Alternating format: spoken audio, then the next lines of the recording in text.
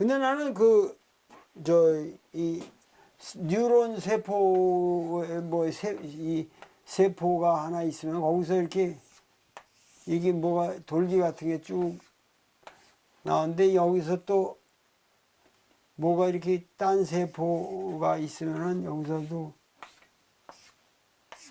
나는 여기 이렇게 접합이 일어나고 시냅스라는 게 다양한 정보가 이렇게 나가 다양한 데서 뻗쳐나오는 거 이렇게 만나는 것, 뭐 난 그렇게 이해를 했는데 뭐가 응?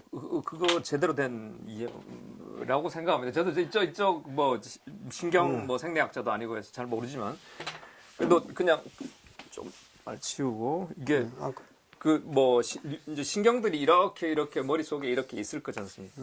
그러면 서로 이렇게 막 연결이 되고 서로 이렇게 연결이 돼 있겠죠. 이렇게 막 연결이 어떤 거는 연결이 뭐 거의 안 되는 것도 있고 근데 이걸 자세히 이제 찍어 보면 어떤 거는 이렇게 진하게 연결이 돼 있고 어떤 건 약하게 연결돼 있고 어떤 건 보이지 않을 정도고 뭐 아예 연결이 안 되는 것도 있을 수 있고 이런 연결 자체 이거를 우리가 뭐 신경 세포라고 해서 뉴런이라고 한다면 요 연결 서로 뉴런끼리의 이제 서로 이게 아마 50년 60년대 이제 햅이라고 해서 이 사람이 이야기한 게 이제 fire together, wire together라는 이야기를 했습니다.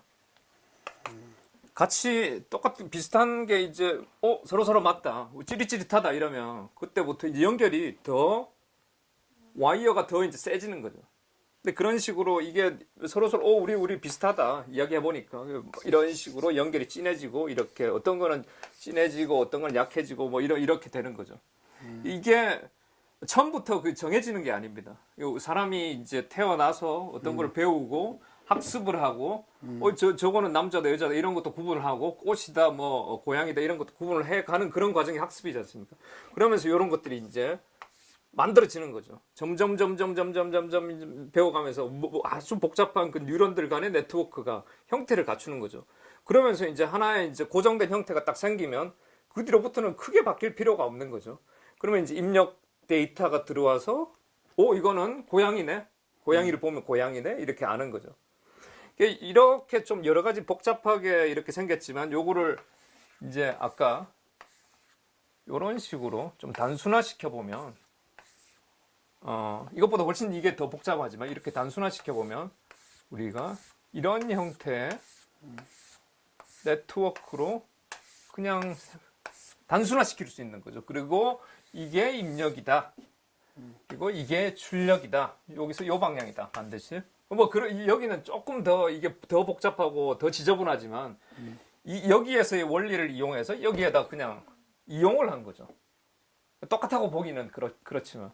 그래서 그렇다면 여기에서 이 연결의 진하기, 이 시냅스들 간의 그 링킹 스트렝스는 뭘 말하느냐? 아까 여기 제일 밑에 있는 거 일이 뭐 되는 거 이걸 제외한다면 요거는 일부분은 이제 없다고 생각합시다. 간단하게 x1, x2, x3, x4 이렇게만 있다 하면 전부 다 사실은 여기가 이제 y1, y2, y3 이렇게 될 텐데 전부가 ax1 그 다음에 bx2 뭐 이런 식으로 가는 이 모든 선들이 입력에 붙은 모든 선들이 요 x라는 입력 단자 앞에 붙어 있는 값이죠, 그냥. 그러니까 우리가 가장 간단한 함수가 y는 ax 플러스 b라고 했죠. 요 a 값이 결국은 이 시냅스의 연결 강도하고 일치되더라. 이 그림에서. 자, 아까 우리가 뭐 1 해가지고 이제 붙이는 건 좀 지저분하니까 생략하고 이렇게만 이야기하겠습니다. 자, x가 이제 입력으로 이 그림은 x가 그 차원이 4개가 들어가는 차원이고 여기는 출력되는 부분이 3개가 나오는 출력이구나 이렇게 생각할 수 있죠. 자, 여기서부터 이제 우리가 조금 또 한 단계 더 뛰어 넘어갈 겁니다. 자, 근데 뭐 조금 복습해 보면 왜 입력과 출력은 가장 간단한 형태의 y는 ax 플러스 b를 안 쓸까? 그거는 입력 하나, 출력 하나만 들어가는 경우도 있지만, 예를 들어서 이런 거 있죠. 우리 IQ가 얼마면, 그 사람 수학 점수가 얼마라고 해라. 이거 해주는 거 만들어 놓으면 좋죠. 근데 이거 뭐 쓸모 별로 없잖아요. 여기에 입력 벡터도 좀 당연히 길게 나올 거고, 출력도 좀 길게 있어야 되죠. 일반화를 좀 시켜야 돼요. 훨씬 더 길게 놓고 길게 받아주는 그런 일반화를 시키는데, 이제 이런 그림을 쓰는 거죠. 그리고 더 길어질 수도 있고, 더 길어질 수도 있고. 자, 여기까지 됐고, 이제. 여기서부터 이제 우리가 행렬이라는 이야기를 할 겁니다. 여기서부터 이제 본격적인 수학이 좀 들어갈 거예요. 지금까지도 이제 본격적이었지만 앞으로 좀 더 한 단계 이제 행렬. 우리 지금 이제 교과 과정에서는 행렬이라는 게 빠졌는데, 인공지능에서 제일 중요한 한 그 서브젝트를 이야기를 하라 이러면 행렬입니다. 영어로는 매트릭스죠. 행렬. 그리고 행렬 이야기하기 전에 아까 이제 이야기했던 부분인데, 이게 가장 단순한 형태의 AI다. 가장 단순한 형태의 AI다. 이것부터 먼저 이야기 이제 한번 해놓고 그다음에 이제 행렬로 넘어가겠습니다. 그래서 만약 우리가 요 안에 들어있는 숫자가 만약 다 이제 정의가 만약 돼 있다면, 돼 있다고 칩시다. 여기 마이너스 1, 마이너스 이거 화살표 하나하나가 다 정의가 돼 있다고 칩시다. 여기가 숫자로 0, 9, 8, 3 이렇게 다 정의가 돼 있다고 하면, 어떤 값이 어떤 이제 벡터가 입력으로 들어가서 어떤 벡터가 출력으로 나오면 되겠죠. 자, 이 값들은 그럼 어떻게 정하나 뭐 이런 것들 조금 이따 나중에 이야기하겠습니다. 근데 요 내부에 있는 이제 스트럭처에 대해서 좀 이야기할 텐데요. 그게 이제 행렬 부분을 가지고 이야기할 겁니다. 요 서브젝트 가지고. 행렬을 지금 요 인공지능은 잠깐 잊어주시고, 이 행렬만 그냥 따로 떼어서 수학에 대해서 이제 행렬 수학에 대한 좀 이야기를 간단하게 할게요. 자, 행렬을 들어보신 분도 있고 안 들어보신 분도 있고, 안 들어보신 분은 지금 그냥 배우세요. 몰라도 됩니다. 지금 하시면 됩니다. 행렬 매트릭스는 영화 매트릭스.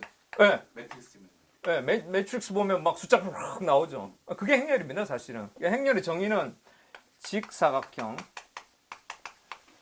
직사각형이 뭔지는 그 정의까지 제가 가르쳐 드리지는 않겠습니다. 직사각형은 이렇게 생긴 게 직사각형입니다. 정사각형일 필요는 없지만 이렇게 생긴 게 직사각형입니다. 직사각형 속에 숫자들이 예쁘게 들어 앉아 있는 그런 배열의 형태를 우리는 행렬이라고 합니다. 뭐 이런 식으로 이렇게 하면 직사각형이 되는 거죠. 그래서 여기에 숫자가 이렇게 들어가서 이렇게 되면 이제 행렬이 되는 거죠. 그래서 뭐 1, 3, 마이너스 1, 0, 0.2, 5 이렇게 되면 이건 행렬이 되는 거죠. 이제 뭐 칸을 굳이 제가 그리지 않겠습니다. 3, 2, 0, 1 하면 이건 뭐 정사각형의 형태라고 생각하면 되는 거고, 똑같이 두 줄 이렇게 돼 있으니까. 근데 좀 길게도 하면 0, 8 이렇게 해도 행렬인 거죠. 근데 7 이렇게 하면 행렬 아니죠, 이거는. 이렇게 생긴 건 행렬 아니죠, 이거는. 행렬은 반드시 직사각형의 형태로 생겨야 된다. 직사각형이라는 게 네. 거기에 행렬이 되고 안 되고가 무슨 소리야? 그냥 아무 숫자나 들어가면 아무 숫자나 들어가면 되고, 그게 그냥 개수로. 개수로? 개수로 하면 되는 거죠. 자, 그럼 여러 가지 행렬의 예를 한번 들어볼게요. 행렬일까요? 아닐까요? 행렬이 맞죠? 왜냐하면 직사각형 안에 들어있는 거죠, 이 안에. 그러면 행렬이죠. 여러 숫자가 아니래도? 네. 왜? 그 정의가 그런 건 하나만 있어도 되는 거예요. 반드시 여러 개 있을 필요는 하나만, 이거부터 이제 행렬로 시작하는 거죠. 제일 작은 형태의 행렬이다. 느려나가면 이건 행렬일까요? 아닐까요? 두 개가 있으면 행렬 맞죠? 여기 길쭉한 이제 직사각형. 그 숫자는 아무거나 되는 거죠. 그 숫자에 제한은 없습니다. 그러면 뭐 7 이렇게 하면 이거는 행렬일까요? 아닐까요? 아니죠. 이거는 직사각형 안에 이렇게 생겼으니까 이렇게. 그럼 5 다시 이렇게 하면 행렬이 맞죠. 그러면 3, 6 이렇게 해도 행렬이고, 이제 행렬의 정의는 이해했죠. 행렬 정의 끝났습니다. 이제 더 이상 할 필요 없죠. 여러분들이 행렬을 아시는 겁니다, 이제는. 그다음에 이제 행렬의 이제 서브셋, 행렬의 종류 중에서 이제 몇 개를 좀 공부를 할 겁니다. 행렬이 예를 들어서 아까 우리가 뭐 예를 들어 3, 6, 7, 5, 2, 8 이렇게 돼도 행렬인데 우리가 이렇게 만약 지우면 이 행렬이라고 그랬죠. 근데 이렇게 생긴 거를 우리는 벡터라고 합니다. 벡터 처음에 배웠죠, 우리. 벡터는 처음에 배울 때 뭐라고 그랬죠? 그냥 한 줄짜리. 근데 이렇게 길게 세로로 생긴 한 줄짜리도 벡터지만 이거를 5, 8 이렇게 된 이렇게 생긴 것도 벡터일까요? 네. 예, 벡터죠. 여기는 지금 정수만 들어오는 거야? 아니요. 아까 예, 소수점이 들어가든 마이너스가 들어가든 전혀 상관이 없습니다. 아, 네. 어떤 그러니까 전혀 제약이 없습니다. 허수가 들어가도 되고 허수 이야기는 또 나중에 할 텐데요. 지금 뭐 무슨 수가 들어가든 그거는 상관이 없습니다. 제약은 전혀 없고 형태만 갖추면 그거는 행렬이다 이렇게 할 수 있습니다. 자, 뭐 가로로 한 줄로 됐든 된 게 예. 저기라고 예. 벡터라고. 네. 자, 그러면 가장 큰 개념이 매트릭스고 그 다음에 그것에 포함 관계로 들어가는 게 벡터죠, 벡터.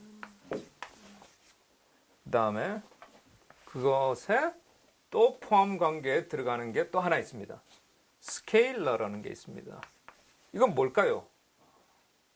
이거는 추측을 해보면 벡터 하나, 4 이렇게 된 거. 그냥 숫자 하나 있는 거. 숫자 하나 있는 것도 행렬이라고 그랬죠, 아까.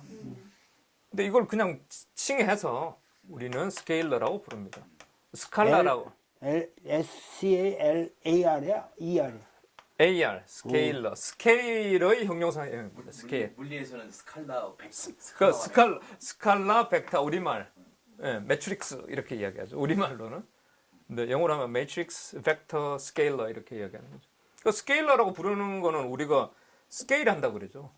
얼만큼 몇 배를 한다, 몇 배를 한다. 그냥 숫자 하나다 이 말이죠, 결국. 숫자 하나다? 네, 숫자 하나다. 그냥 스케일. 이거를 몇 배를 해라 이럴 때 5배를 해라, 10배를 해라. 이건 그냥 숫자 하나지 않습니까? 여기 다시 이야기하면 여기 이제 직사각형의 숫자의 배열이다. 그러니까 당연히 한 줄짜리도 포함되고 가로 세로 한 줄짜리도 포함되고 숫자 하나도 포함된다. 여기까지 문제 없으시죠? 숫자 하나라고? 네, 숫자 하나 달랑 있는 거. 자, 그렇다면 그 크기, 이제 행렬의 크기를 이해하고 표현할 수 있는 방법을 우리가 아주 간단하게 그냥 이야기해 봅시다. 그 크기를 표현을 해야 되는데요. 아까 3, 6, 7, 5, 0, 마이너스 1 이렇게 되면 이 크기를 우리가 이거는 세 줄짜리고 이걸 뭐라고 그러죠? 사실은 이게 행이고 이걸 우리가 행이라고 하고 이거를 열이라고 합니다. 그래서 행열이라고 하죠. 그 뭐부터 먼저 열행이 아니고 행열이라고 그랬죠. 그럼 행부터 몇 개인지 보시면 몇 행이죠, 이게? 3행. 3행. 그리고 몇 열이죠? 2열. 그래서 이거를 3 곱하기 2 행열이다. 이렇게 이야기하죠. 그럼 3 곱하기 2 하면 숫자 뭐 나오죠? 6. 그러니까 6개죠. 이게. 당연히. 그리고 영어로 이야기하면 3 by 2 이렇게도 이야기하고 뭐 3 곱하기 2라고 해도 되고. 그러면 벡터는 어떤 뭐 예를 들어서 3, 1, 0이다. 그러면 이거는 벡터의 크기가 어떻게 되죠? 행렬의 크기가 몇 곱하기 몇이죠? 3 곱하기 1. 그렇죠. 3 곱하기 1이죠. 그러면 이게 막 길게 있는 게 있다. 1이다 이러면 몇 곱하기 몇이죠? 2 곱하기 2. 이게 크기가 행부터 이야기하면 몇 행이죠, 이게? 1행. 이거 3행이다 이렇게 이야기하죠. 그랬을 때 이건 몇 행이죠? 1은? 1행. 예. 1행 몇 열입니까? 2열. 2열. 그래서 1 곱하기 2 행열이다 이렇게 이야기하는 거예요. 그리고 스케일러는 뭐 너무나 당연하게 몇 곱하기 몇이죠? 뭐 5다 이러면 1행 1열이죠. 그러면 1 곱하기 1의 행렬이다 이렇게 이야기하는 거죠. 그 크기가 상당히 중요합니다. 이제 앞으로 나올 거에 대해서. 됐죠? 여기까지 이해 뭐 안 되는 거 한 개도 없죠. 자, 뭐 여기서 이제 벡터의 특징을 보면 여기에 꼭 1이 들어가 있는 거죠. 당연히. 벡터는 여기에 꼭 1이 포함되어 있죠. 1이. 예, 당연히 있어야 되고 여기는 무조건 1이고 이거는 예, 뭐 다 포함이 되니까 그렇습니다. 자, 이걸 가지고 이제 하나 이제 더 해보겠습니다. 자, 이제 행렬에 이제 행렬 가지고 이제 행렬의 정의, 종류 뭐 이런 거 배웠는데요. 행렬에 두 가지를 배울 텐데요. 우리 y는 ax 플러스 b 할 때 이게 왜 제일 간단하다고 그랬죠? 곱하기 쓰고 그 다음에 곱하기는 이제 나누기도 포함한다고 그랬죠. 나누기도 포함하고 그 다음에 더하기 혹은 빼기 같은 거니까 곱하기하고 더하기로 표현되니까 제일 간단하다고 그랬죠.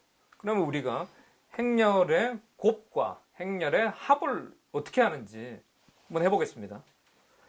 자, 행렬의 합은 너무 쉬워서 자, 이제 행렬을 할 때 요런 식으로도 씁니다. 이렇게 꺽스로 해서 1, 2, 3, 4 이렇게 됐다. 그리고 2, 8 이렇게 됐다. 이것도 행렬이고 이것도 행렬이죠. 두 개 합칠 수 있습니까? 없습니까? 직관적으로 그냥 느낌상 안 되죠. 이가 맞아야지 되는 거죠. 이가 맞아야지. 합을 하려면 요거하고 합을 하는데 요거하고 할까? 요거 할까? 아니면 이거 두 개 다 할까? 뭐 그건 안 되잖아요. 이가 맞아야 되니까 합을 할 때는 그거는 노테이션이라고 생각하면 됩니다. 반드시 이 크기 뭐 2 곱하기 2죠. 이거는 두 줄이고 두 행이고 두 열이고 2 곱하기 2고 더하기를 할 때는 반드시 이것도 똑같은 형태이어야 됩니다. 그럼 28, 뭐 66 이렇게 된다고 칩시다. 그럼 두 개를 더하면 뭐가 되죠? 반드시 저 크기부터 먼저 이야기합시다. 몇 곱하기 몇이 나오죠? 크기가 요게 더할 때 이렇게 더해집니다. 요거하고 더해지고 요거하고 더해지고 이거하고 더해지고 이거하고 더해집니다. 그냥 이렇게 딱 맞춰서 더해질 거니까 여기서 나오는 결과값은 몇 곱하기 몇이 나올까요? 2 곱하기 당연하죠. 그러면 이렇게 그림 그려놓고 우리는 요 동그라미 안에 숫자만 넣으면 되겠죠. 요거하고 요거 더하면 뭐죠? 1하고 2하고 3, 요거하고 요거 더하면 8, 더하면 11, 그 다음에 4, 6 하면 10 이렇게 나오는 거죠. 그럼 행렬의 더하기 끝났습니다. 여기까지. 자, 이제 행렬의 곱이 사실은 큰 관문이고 행렬의 곱이 사실은 왜 이게 사실 제일 중요합니다. 행렬의 곱이 아까 뉴럴넷으로 이제 들어갈 겁니다. 거기에서 얼마나 치명적으로 쓰이는지 그게 중요하니까 지금 좀 눈여겨서 보시면 좋겠습니다. 행렬의 곱은 만약 2, 3, 0, 1이다. 3, 9, 1, 7이다. 아까 행렬의 합하고는 달리 이거 쉽네요 이러면서 이거 곱하고 2, 3은 6, 그 다음에 0, 0 하고 3, 1은 3 하고 1, 7은 7 이런 식으로 곱이 될 거다라고 생각하면 이게 틀린 겁니다. 행렬의 곱은 이렇게 되지 않습니다. 행렬의 곱은 아주 묘한데요. 행렬의 곱은 뭐 비법까지는 아니지만은 이 행렬의 곱을 할 때는 잠깐만요. 어떤 행렬하고 곱을 할 때 곱이 되는 게 있고 안 되는 게 있습니다. 그 되는 거는 어떻게 찾냐면 이 행렬의 아까 이제 그 크기 디멘전 뭐 크기 이걸 먼저 해야 되는데 여기서 3 곱하기 2 행렬이다. 뭐 어떻게 생겼겠습니까? 이거 길게 이렇게 생겼겠죠. 이렇게 길게 이렇게 생겼겠죠. 이렇게. 그러면 이거하고 곱할 수 있는 행렬은 이거랑이 똑같아야 됩니다. 이 두 개가 반드시 2 곱하기 뭐이어야지 곱해질 수 있습니다. 그냥 암기하세요. 예, 이건 좀 암기하고 들어가야 돼요. 왜 그런지 이건 아니고. 예.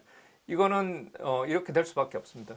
그리고 그러면 결과값으로 뭐가 나오느냐? 결과값은 반드시 요 두 개가 같은 경우에 이제 곱이 되고 결과값은 요거 곱하기 요게 나옵니다. 결과값으로. 그럼 만약 여기가 2 곱하기 4다 이러면 요 두 개가 안에 있는 게 똑같아야지 곱해질 수 있고 뭐 곱해진다고 생각하고 그러면 요 밖에 있는 게 3 곱하기 4가 결과값의 형태로 나온다는 거.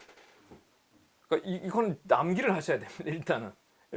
저는 암기 진짜 싫어하는데요. 요 정도는 사실은 행렬 배우신 분들은 다 암기가 되어 있습니다. 어느 정도 기억이 가물가물하지만 날 겁니다. 자, 다시 3 곱하기 5 행렬이 있다. 그거 곱하기 곱해지려면 뭐 있어야 된다고요? 5 곱하기 요거 같아야 된다고. 5 곱하기 뭐든지 있어도 돼요. 뭐든지. 근데 뭐 예를 들어서 2다 이러면 결과로 나오는 게 몇 곱하기 몇이 되겠죠? 요거 없어진다고 생각하고 3 곱하기 2의 구조가 만들어진다. 그림으로 그려보면 여기는 3 곱하기 5니까 이렇게 되겠네요. 3 곱하기 5가 5 곱하기 2랑 곱해지면 여기에 3 곱하기 2 3 곱하기 2 이렇게 나온다는 거죠. 이거하고 곱하면 요게 나온다는 거죠. 그렇다면 그러면 나오는 것까지는 아는데 그러면 이 곱하기를 과연 어떻게 할 건가? 요 부분을 한 번만 연습해보고 암기는 할 필요 없습니다. 왜냐하면 컴퓨터가 다 해줄 거니까. 그렇구나 정도만 아시면 됩니다. 근데 이 크기, 구조, 어떤 것과 곱해질 수 있는가? 그 다음에 곱해지고 나면 뭐가 나오는가? 요 정도는 아시는 게 너무 좋습니다. 그리고 이 곱하는 건 사실은 계산기나 아니면 컴퓨터 다 해줍니다. 그러니까 옛날에는 계산하고 이런 것들이 막 시험에도 나오고 그랬는데 그거는 몰라도 됩니다. 근데 어떻게 계산하는가? 이걸 이제 말씀을 드리자면 만약 뭐 곱하기 요렇게 이제 몇 곱하기 몇이죠? 2 곱하기 3. 2 곱하기 3이죠. 자, 그럼 3 곱하기니까 여기에 길쭉하게 생겼겠죠. 3 곱하기 여기까지만 3 곱하기 2면 자, 이게 몇 곱하기 몇이 나오죠? 2 곱하기 2가 나온다. 자, 이 그림 가지고 설명할게요. 이 그림 가지고 설명할 텐데. 자, 지금 아까 곱하기 할 때 어떻게 하냐면 요거 세 개가 제일 처음에 하는 게 요거 세 개가 요거 세 개로 곱해는데 요렇게 곱해질 거예요. 요렇게. 예, 요렇게. 요 세 개가 요렇게 곱해질 거예요. 요렇게. 하나하나씩 각각. 요 세 개가 요렇게 이거랑 이렇게 곱해가지고 곱한 뒤에 더합니다. 그럼 숫자가 하나 나오겠죠. 다시 곱하고 더하고 그 숫자 하나가 여기 들어갑니다. 여기에. 자, 각각 곱하고 그 다음에 더하고 해서 여기 들어갑니다. 여기. 그럼 요거하고 요거를 곱하면 어디에 들어갈까요? 여기 들어가겠지. 그럼 요거하고 다시 요거 앞에 거 요거랑 요거 곱해지면 여기 들어가겠죠. 요거하고 요게 곱해지면 여기 들어가겠죠. 그럼 곱하기 끝났죠. 근데 뭐 처음에는 한번 연습해보면서 그렇구나 이래 연습하면 되는 건데요. 그거 가지고 뭐 매달릴 필요는 없습니다. 그렇구나 하고 제일 중요한 건 이거 요 디멘션 이게 이렇게 나온다. 이게 제일 중요한 겁니다. 여기까지 전혀 문제 없이 이해되시죠? 네. 자, 그러면 여기까지의 그 행렬 연습, 행렬 끝났습니다. 이제 그 뒤에 이제 행렬 좀 더 어드밴스드로 이렇게 갈 텐데 지금은 여기까지 이제 행렬 연습 끝나겠습니다. 그리고 그 다음에 이 행렬이 어떻게 인공지능에 이용이 될지는 이제 다음 시간에 하면 좋을 것 같은데요. 그러니까 지금 이 행렬은 독자적으로 우리가 이해를 한 거죠 지금. 네, 행렬만. 했는데 이제 베이직은 끝났고요. 어드밴스는 이제 다음에 미루어서 이제 할 거고요.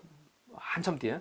근데 이 베이직 가지고 이 정도면 끝났습니다. 이 정도 베이직으로도 인공지능을 다 설명할 수 있기 때문에. 근데 지금 행렬 얘기는 왜 한 거예요?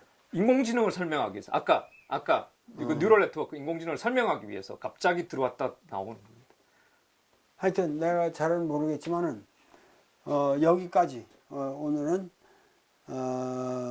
이 행렬의 기본 스트럭처, 방법, 뭐 용어 이런 것들을 여러분들이 기억하시고 오늘 강의는 이것으로 끝내도록 하겠습니다. 감사합니다.